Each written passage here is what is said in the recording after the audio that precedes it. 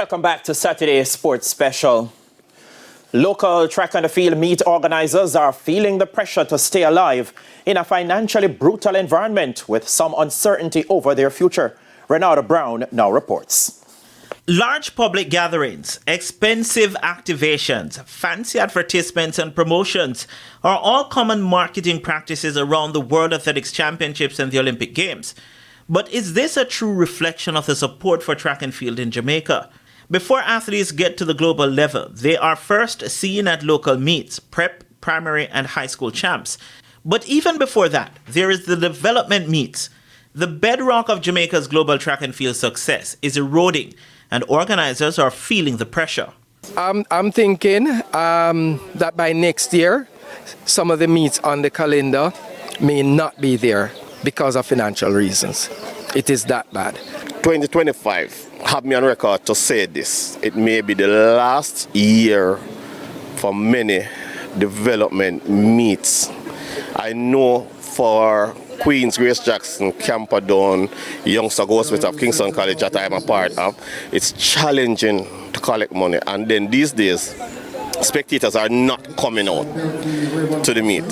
So the cost is actually passed to the stakeholders, which is the schools. Development meet organizers have been feeling the pinch for years, and the cries seem to be the same, as corporate support at the top is not replicated at the grassroots level. Over the years, it's been challenging getting sponsorship, but this year we have lost several sponsors, and who is on board, sponsorship has cut up to even 70%. And our main sponsors, and the reality is just one set of persons are actually spending the money in Jamaica. This meet is costing us over $4 million to put on.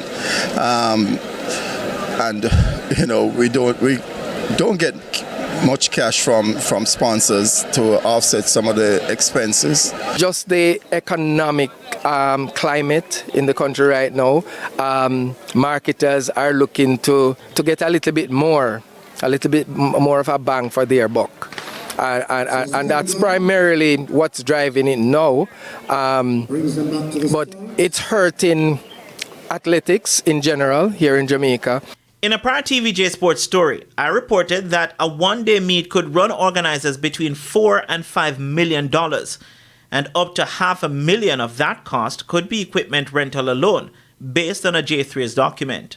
We would really love for the J3s to probably reduce some of the fees for rental of equipment because it is costly. And that would help the expenditure side of our budget and help us in managing our expenses. So if sponsorship is down and costs are rising, where does the revenue come from? We are seeing where other meets elsewhere have to be pushing the envelopes in the envelope in such a big way in terms of what is charged for entry fees, right? And you know, when you get to a stage where you have to be depending on entry fees in order to pay your bills for running the event, then you know you're in problems. ISA President Keith Wellington is aware of the situation, but outside of their support for the 4 regional meets, there is nothing ISA can do but hope. We can't have large entry fees because the schools can't afford it. But if you don't have the entry fees and there's a reduction in support from corporate Jamaica, then it means that something has to give. I am hoping that it doesn't happen and that we'll find some way of ensuring that the organizers can put on these meets, because it's a critical part of not just the development for the schools, but for Jamaica's track and field on the whole. What is clear is that support for sports, and in this case track and field, is needed. And we need the support from corporate Jamaica, the governing body. We actually need the support. I'm appealing corporate Jamaica, we need the support. It is an expensive, track and field is an expensive sport. A meet will do very well with just products, just some water.